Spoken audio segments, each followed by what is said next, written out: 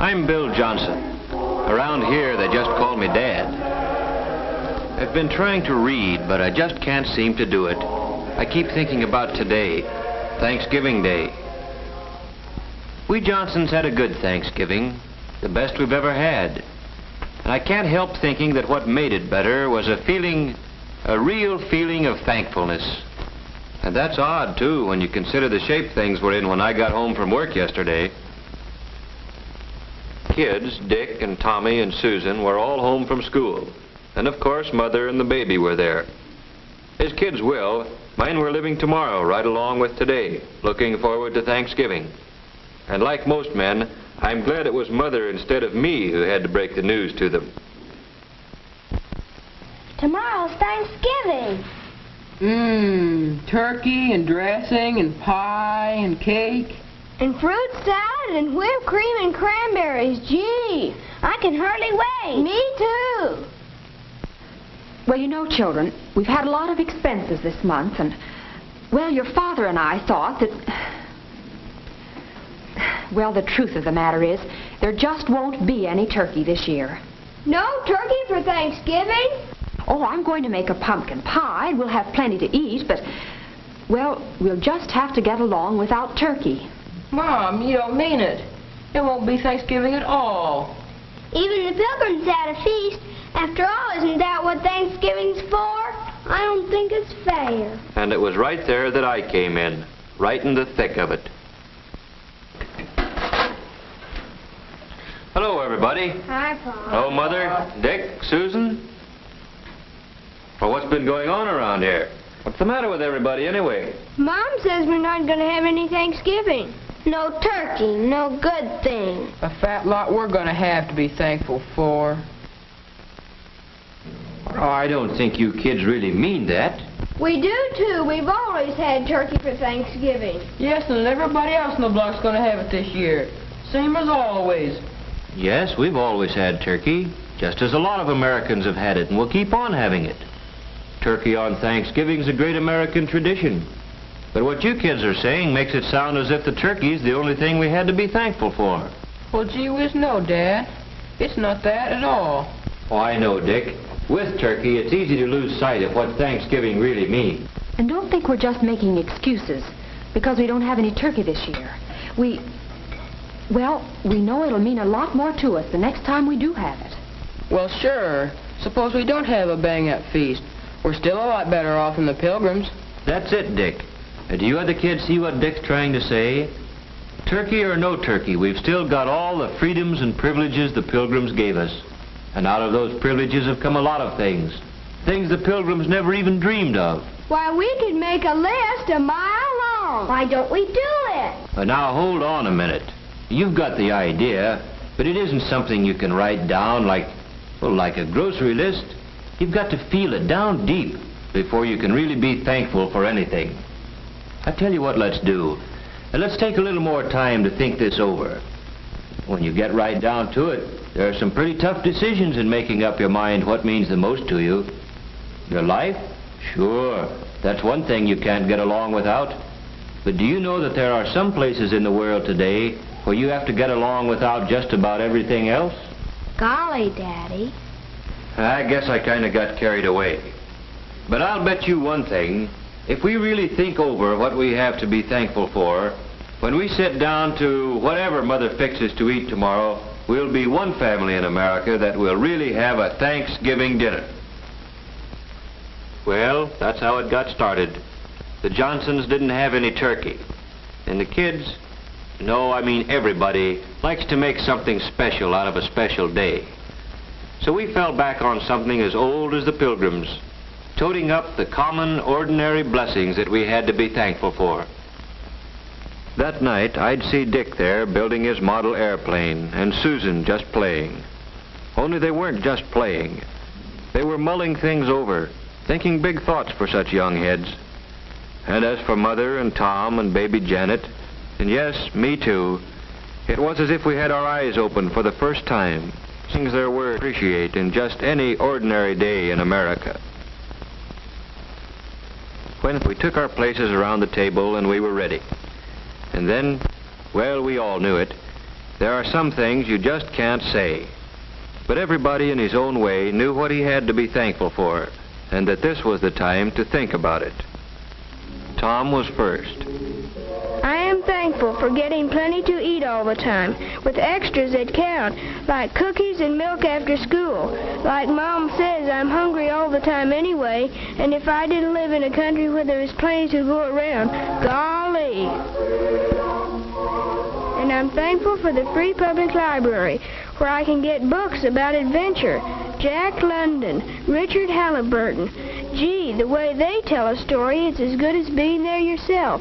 And it's free, with only a library card. Yes, Tommy thought about some of the things he ought to be glad for all the time. And somehow turkey and trimming seemed to matter a whole lot less than he thought they did yesterday. Well, then it was Susan's turn. Susan's a happy-go-lucky kid. You'd never credit her with thinking beyond her dolls, but she got right into the spirit of it. I am thankful we have what we need to wear. Though Mother says it's hard to keep up with us, we grow so fast. I never thought before how many clothes it takes for all kinds of weather, or how it would be to have to do without the right ones. I'm glad to be able to go to Sunday school, or go to any church I want, any Sunday. I'm thankful for my mother and daddy, that they are here with us, that both of them aren't too worried about things to take time to have fun with us. I'm glad we're a family, that families are still important in America. I guess Dick, being the oldest, was having some pretty serious thoughts. I am thankful for being able to get an education, for living where schools, all schools, open their doors to a guy who wants to learn, where school books are studied instead of burned, where a guy is rated by how much he knows, and the community is rated by how well it teaches him. I'm glad I've got a chance to play, batting a ball around once in a while. Stuff like that. I'm glad it's fun, growing up in America. Sure, baby Janet's too young to understand the big word Thanksgiving. She's too little even to tell us the things that make her happy. But we can tell, and maybe she's thinking about them now. Maybe she's thinking about the fun of splashing around in the tub, and about how good it feels to be clean. About playtime with Mother, and the security she feels in Mother's arms. And as for Mother, seems she's always working, cooking, ironing, tending children, daylight to dark. What does she have to be thankful for? I am thankful that my children had the privilege of being born safely and of growing up healthy and strong. I'm thankful that I have the privilege of guiding them as they become useful men and women. And I'm thankful for all the things our American system makes possible for the Smiths and the Browns and the Johnsons. For washing machines, hot water out of a tap, and a telephone to call the doctor when one of the family is sick.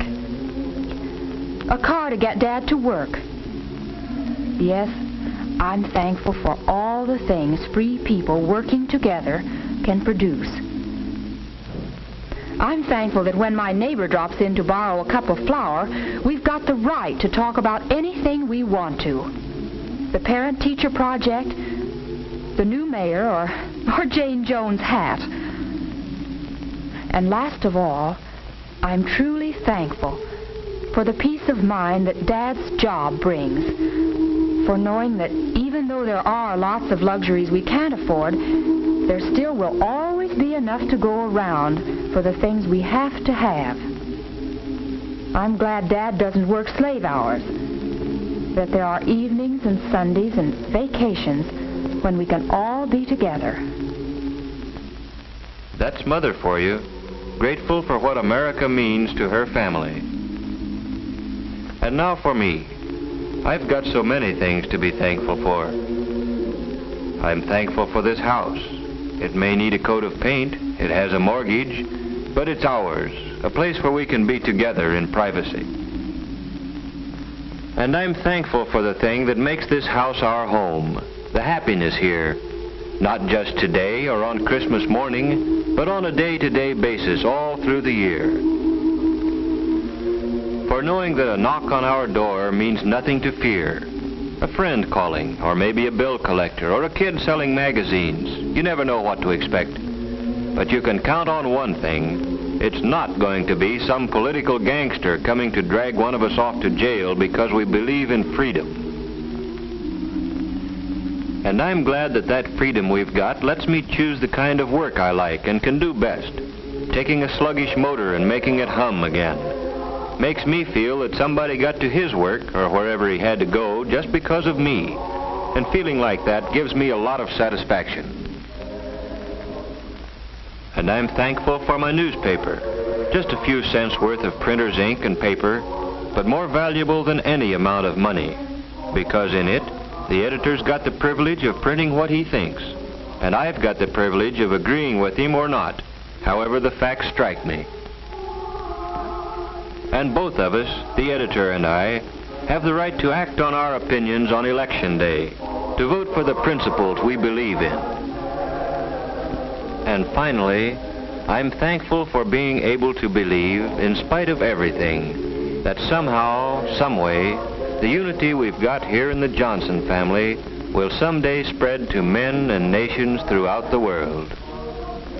For all these things, we are truly and humbly thankful. Amen.